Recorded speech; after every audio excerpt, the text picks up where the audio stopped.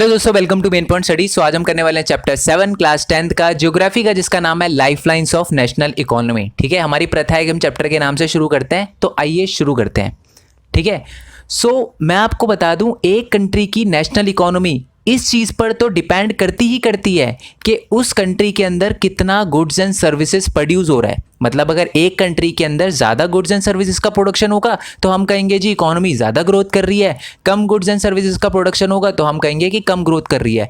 पर इसके साथ ही साथ एक बहुत इंपॉर्टेंट फैक्टर है, ठीक है, जो एक कंट्री की नेशनल इकोनॉमी के लिए बहुत ज़्यादा इंपॉर्टेंट है और वो एक कंट्री की लाइफलाइन भी है, दैट इज़ ट्रांसपोर्टेशन। ठीक है, एग्जाम्पल लेते हैं। मान लो एक कंट्री बहुत ज़्यादा गुड्स एंड सर्विसेज का प्रोडक्शन करती है, यानी बहुत सारी चीज़ें बनाती है, पर अगर उस कंट्री का ट्रांसपोर्टेशन सिस्टम अच्छा नहीं है तो वो चीज़ें टाइम पर उन लोगों के पास वो नहीं पहुंचा पाएंगे जिनको उसकी ज़रूरत है। समझ रहे हो? मान लो एक जगह पर बहुत सारा रॉ मटेरियल है, ठीक है, और दूसरी बहुत ही ज़्यादा दूर क्या है, फैक्ट्री है एक। ठीक है, फैक्ट्री को उस रॉ मटेरियल की ज़रूरत है और वो भी आज ही चाहिए उनको। ठीक है, पर जो रॉ मटेरियल है वो बहुत दूर है और ट्रांसपोर्टेशन सिस्टम बिल्कुल भी अच्छा नहीं है। ठीक है, तो जब रॉ मटेरियल पहुंचेगा 7-8 दिन बाद, 9 दिन बाद, तो क्या उस रॉ मटेरियल की कोई वैल्यू रहेगी? बिल्कुल भी नहीं। ठीक है, उस फैक्ट्री को तो बिल्कुल उसी दिन चाहिए था, बट लेट पहुंची इसलिए कुछ फायदा ही नहीं हुआ। तो एक कंट्री की जो लाइफलाइन होती है वो एक कंट्री का ट्रांसपोर्टेशन सिस्टम होता है। अगर एक कंट्री का ट्रांसपोर्टेशन सिस्टम अच्छा है तो वो कंट्री डेवलप्ड होगी और उसकी नेशनल इकोनॉमी बहुत तेजी से ग्रो करेगी। आपको पता ही है, जापान, साउथ कोरिया, यूएसए, इनमें क्या जो प्रोडक्शन है गुड्स एंड सर्विसेज का, अगर हम साउथ कोरिया का एग्जांपल ले तो क्या साउथ कोरिया हमारे से ज़्यादा गुड्स एंड सर्विसेज प्रोड्यूस करते हैं? बिल्कुल भी नहीं। पर वो डेवलप्ड क्यों है? क्योंकि उनकी जो लाइफलाइन है, यानी उनका जो ट्रांसपोर्टेशन सिस्टम है, हमारे से बहुत ही ज़्यादा अच्छा है। ठीक है, तो इसी ट्रांसपोर्टेशन सिस्टम के बारे में इस चैप्टर के अंदर हम पढ़ने वाले हैं कि अलग अलग मीन्स ऑफ ट्रांसपोर्टेशन क्या है, यानी एक जगह से चीज़ दूसरी जगह ले जाने के लिए कौन कौन से ट्रांसपोर्टेशन सिस्टम का यूज़ किया जाता है। ठीक है, और साथ ही में हम ये भी देखेंगे कि टेक्नोलॉजी ने इस ट्रांसपोर्टेशन सिस्टम को डेवलप करने में कितना बड़ा रोल निभाया है। ठीक है, तो मैं आपको बता ही चुका हूँ कि एक कंट्री की जो लाइफलाइन है ना, एक कंट्री की नेशनल इकोनॉमी की जो लाइफलाइन है वो ये होती है कि गुड्स एंड सर्विसेज कितनी फास्ट प्रोड्यूसर से कंज्यूमर के पास पहुँच पाए। ठीक है, इस चीज़ पर भी एक कंट्री की नेशनल इकोनॉमी डिपेंड करती है और यही एक कंट्री की लाइफलाइन भी है। ठीक है, ओके, देखो, the movement of goods and services from their supply location to demand location necessitates the need for transportation. अब देखो, एक चीज़ है, ठीक है, वो एक जगह से दूसरी जगह तो खुद तो जाएगी नहीं, ठीक है, खुद उड़ के तो जाएगी नहीं, उसको ट्रांसपोर्टेशन चाहिए होगा, है ना।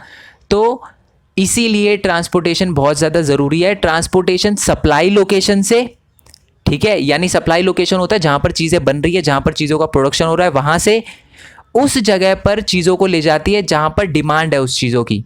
ठीक है, जैसे कि कोई गांव हो गया, मान लो डिमांड लोकेशन कोई गांव है जहाँ पर कुछ चीज़ों की नीड है जो कि एक फैक्ट्री में बनती है, और फैक्ट्री से क्या होता है, यानी सप्लाई लोकेशन से वो चीज़ें ट्रांसपोर्ट की मदद से यहाँ पर जाती है, डिमांड लोकेशन यानी इस एरिया के अंदर, इस विलेज के अंदर जाती है। ठीक है, तो इसलिए ट्रांसपोर्टेशन बहुत ज़्यादा इंपॉर्टेंट है। जितना अच्छा ट्रांसपोर्टेशन होगा उतना ही उस कंट्री का डेवलपमेंट तेज़ होगा। ठीक है, और ये ट्रांसपोर्टेशन कौन करता है?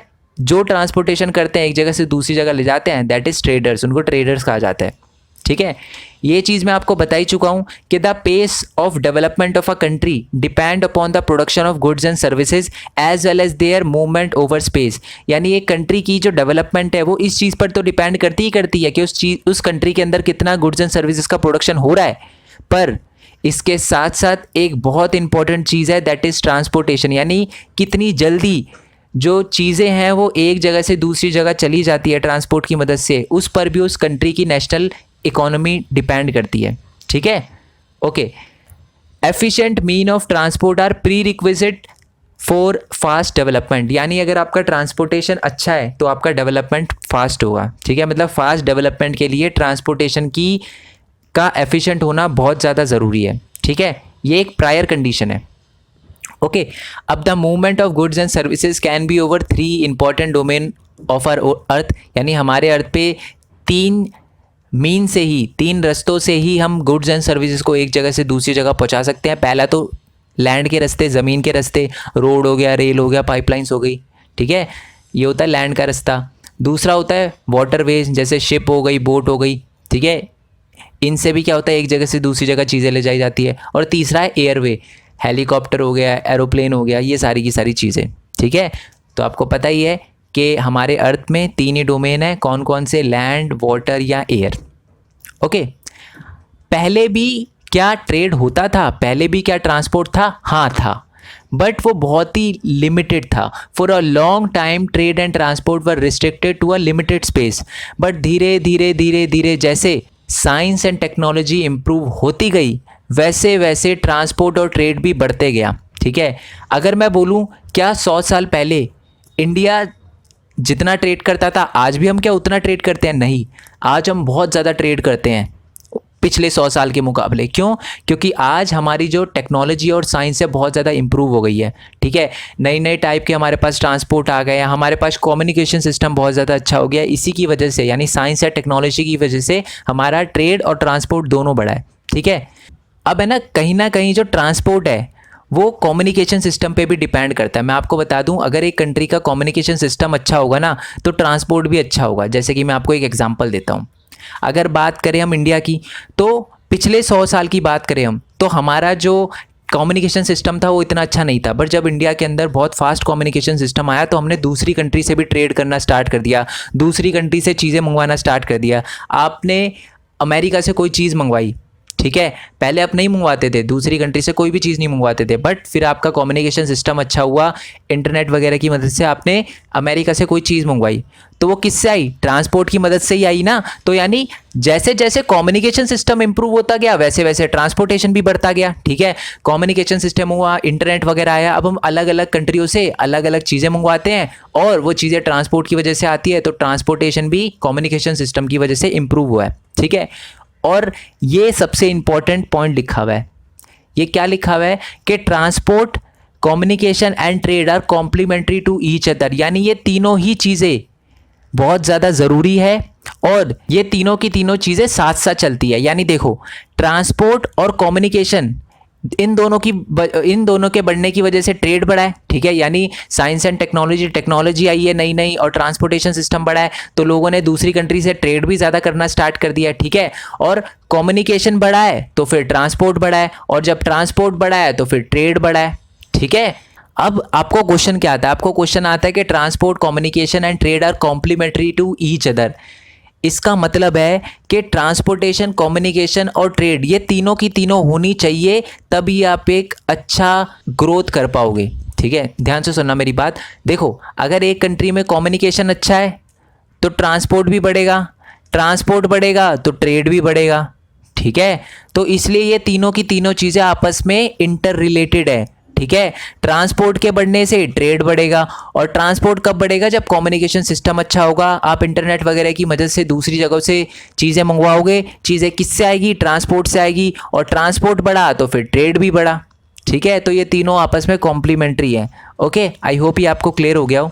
अब हम बात करते हैं मीन्स ऑफ ट्रांसपोर्टेशन, ठीक है। मैं आपको बता ही चुका हूँ कि जो मीन्स ऑफ ट्रांसपोर्टेशन है वो 3 ही है, मेनली 3 डोमेन है। कौन कौन से? लैंड, वाटर और एयर। तो हम सबसे पहले बात करने वाले हैं लैंड के बारे में, ठीक है। यानी लैंड के रास्ते हम एक जगह से दूसरी जगह चीज़ें कैसे ले जा सकते हैं? पहला तो रोडवेज है, हमारे पास रोड वगैरह होती है, वहाँ से हम एक जगह से दूसरी जगह चीज़ें ले जा सकते हैं। दूसरा है रेलवेज़ की मदद से भी हम एक जगह से दूसरी जगह चीज़ें ले जा सकते हैं। और तीसरा है पाइपलाइंस, ठीक है। पाइपलाइंस के बारे में आपको नहीं पता होगा, ठीक है, मैं आपको बताऊंगा जब पाइपलाइंस के बारे में पढ़ाऊंगा, बट पहले तो हम बात करते हैं रोडवेज़ के बारे में, ठीक है। ओके, तो अगर रोडवेज की बात करें तो India has one of the largest road network in the world, aggregating about 5.6 million kilometre. तो मैं एक यूट्यूबर को ये मिलियन वगैरह थोड़ा ज़्यादा समझ आता है, तो इसलिए 56 लाख किलोमीटर को 5.6 मिलियन किलोमीटर भी बोल सकते हो। ओके, तो इसमें ये बता रखा है इंडिया का जो रोड नेटवर्क है ना वो वर्ल्ड में वन ऑफ द लार्जेस्ट है। सबसे ज़्यादा लार्जेस्ट नहीं है, वन ऑफ द लार्जेस्ट है, ठीक है। अगर इंडिया की रोड्स की बात करी जाए तो वो 5.6 मिलियन किलोमीटर तक की फैली हुई है रोड, ठीक है। अब अगर मान लो हम रोड को और रेलवेज़ को कंपेयर करें तो कौन सी ज़्यादा अच्छी है, मैं आपको बता दूं रोडवेज़ ज़्यादा अच्छी है। क्यों अच्छी है, ये पॉइंट्स लिखे हुए हैं और ये एग्जाम में ना बहुत इंपॉर्टेंट क्वेश्चन आपसे पूछा जाता है कि advantages of roadways over railways. ज़्यादातर लोग क्या है, रोडवेज़ को पसंद करते हैं, उनका ज़्यादा यूज़ करते हैं। क्या रीज़न है?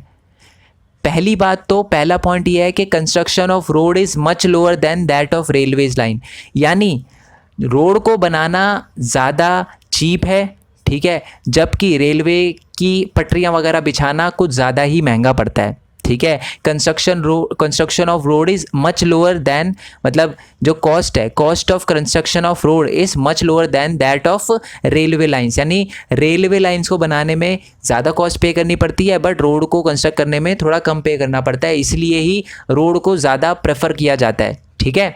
नेक्स्ट पॉइंट है रोड कैन ट्रांसफर्स यानी cross comparatively more dissect and undulating topography, यानी ऊबड़ खाबड़ रास्ते पे आप रोड बना सकते हो बट आप रेलवेज नहीं बना सकते, तो रोड का ये भी फायदा है, ठीक है।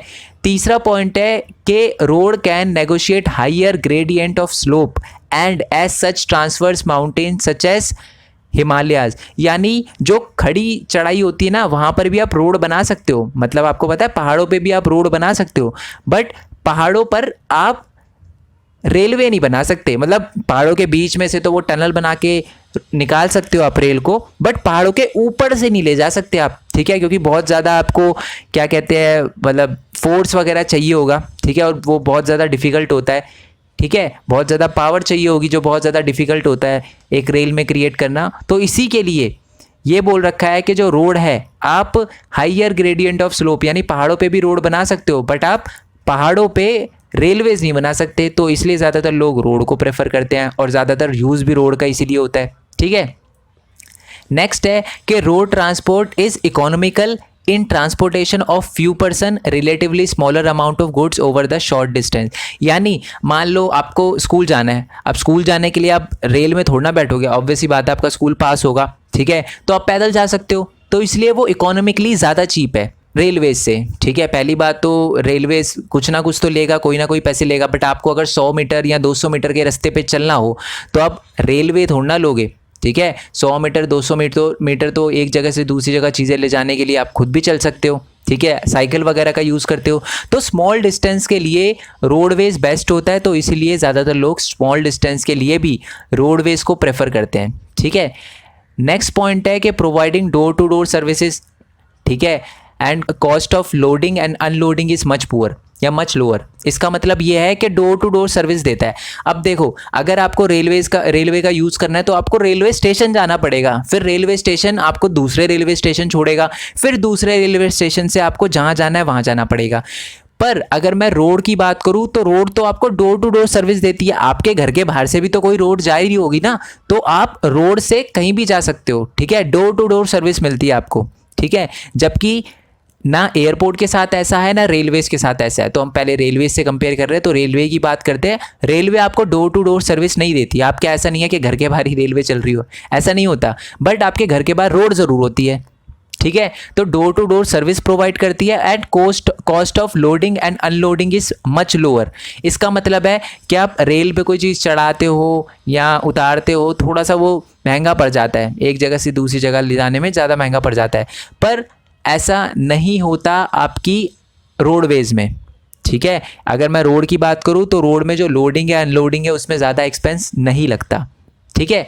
मतलब अगर रेल से आप एक जगह से दूसरी जगह चीज़ें ले जाते हो ना तो आपको एक्स्ट्रा पे करना पड़ता है, ये बात आपको पता ही है, ठीक है, बट ऐसा कुछ नहीं है रोडवेज के साथ, ओके। तो इसलिए ज़्यादातर लोग रोडवेज को प्रेफर करते हैं क्योंकि वो डोर टू डोर सर्विस देता है और लोडिंग और अनलोडिंग का जो प्राइस होता है वो बहुत ही कम होता है, ठीक है।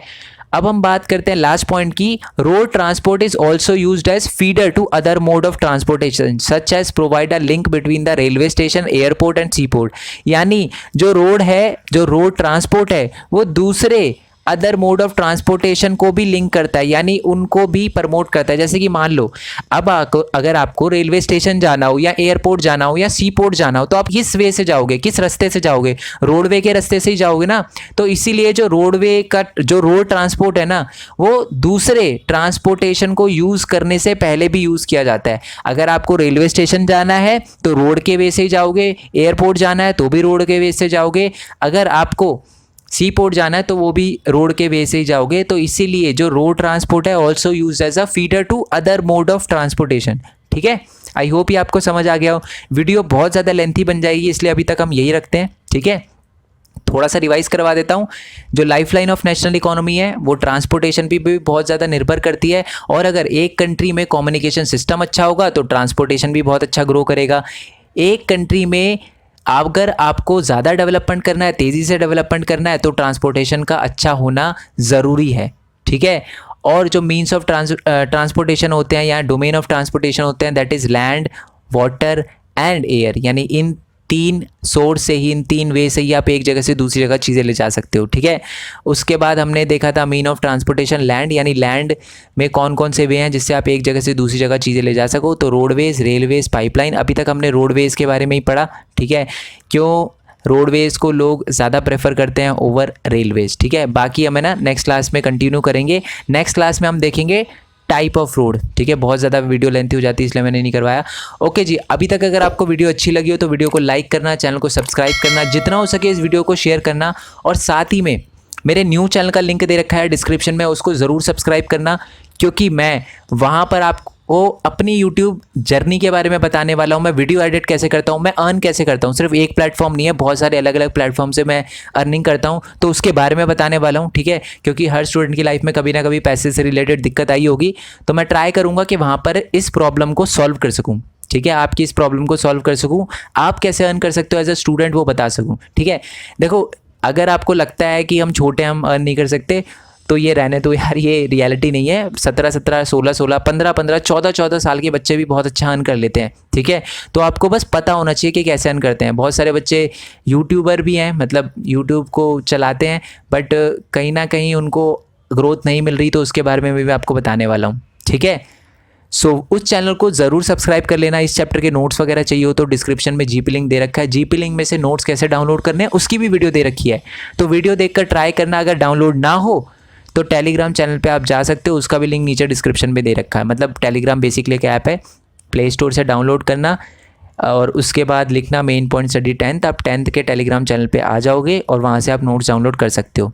ठीक है, और अगर आप चाहो तो मेरे को ट्विटर पे, फेसबुक पे, इंस्टाग्राम पे फॉलो कर सकते हो। मैंने ट्विटर का न्यू अकाउंट बनाया, बहुत सारे बच्चों ने बोला, तो मैंने कहा ठीक है, ट्विटर का न्यू अकाउंट बनाया तो उसको फॉलो कर लेना। ठीक है, सो नेक्स्ट वीडियो के लिए स्टे ट्यून, नेक्स्ट पार्ट के लिए स्टे ट्यून। तब तक के लिए थैंक यू सो मच। जय हिंद, जय भारत, वंदे मातरम।